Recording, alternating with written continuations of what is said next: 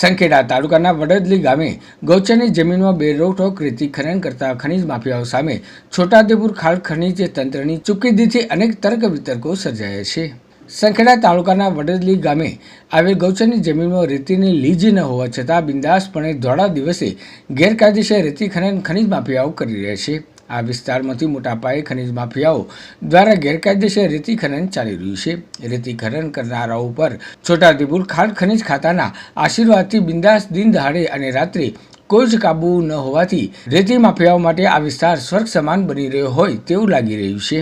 દિન દહાડે બિંદાસપણે Hitachi machine દ્વારા રેતી ઉલેચવામાં આવી રહી હોવા છતાં હજુ સુધી જવાબદાર તંત્ર દ્વારા કોઈ જ કાર્યવાહી કરવામાં ન આવી હોય તેવું અને ઘોર નિંદ્રામાં આરામ ફરમાવતું હોય તેવું લાગી રહ્યું છે। રેતી માફિયાઓ વિરુદ્ધ કોઈ જ કાર્યવાહી કરી શક્યા નથી, જેથી ખાણ ખનીજ ખાતાના આશીર્વાદથી વડદલી ગામે આવેલ ગૌચરની જમીનમાં ખોદકામ કરતા હતા તે દરમિયાન વડદલી ગામના ગ્રામજનો સ્થળ પર પહોંચતા ખનીજ માફિયાઓ રફુચક્કર થઈ ગયા હતા।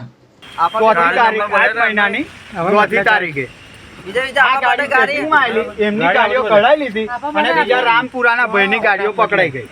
આ નંબરની ગાડી છે, આ ખનીજ ખાતાના સાહેબની જ ગાડી છે।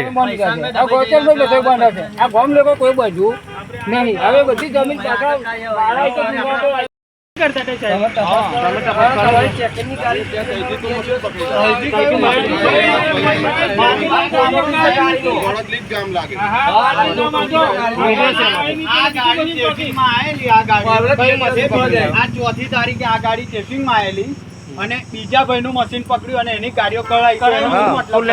એનો મતલબ શું? બીજા ભાઈ નું મશીન પકડી લીધું નદીમાં, જે પાર્ટીનું ગૌચરમાં ચાલતું હતું એને ગાડીઓ કઢાઈ નાખી। તે મશીન પકડ્યું ના અને એ બધી ગાડીઓ 20-25 ગાડીઓ કાઢી નાખી થઈ રહી। મારા ખેતરમાં રહીને જાય છે ગાડી હતી એ જે ચલવે છે ને 2 નંબરમાં કનુભાઈ બકુરભાઈ એમનું નામ કહી દઉં તમને, નામ હાથે એ ચલવે છે ને એમનો ભત્રીજો આ સાહેબને બાઇક પર લઈને લઈ ગયો અને થઈ જઈને એમને પકડાઈ બીજા ભાઈની ગાડીઓ અને એની ગાડીઓ એની રૂબરૂમાં કાઢી। આ ગાડી વાળો નંબર, આ નંબર ની ગાડી કોની છે આપેલી છે એમને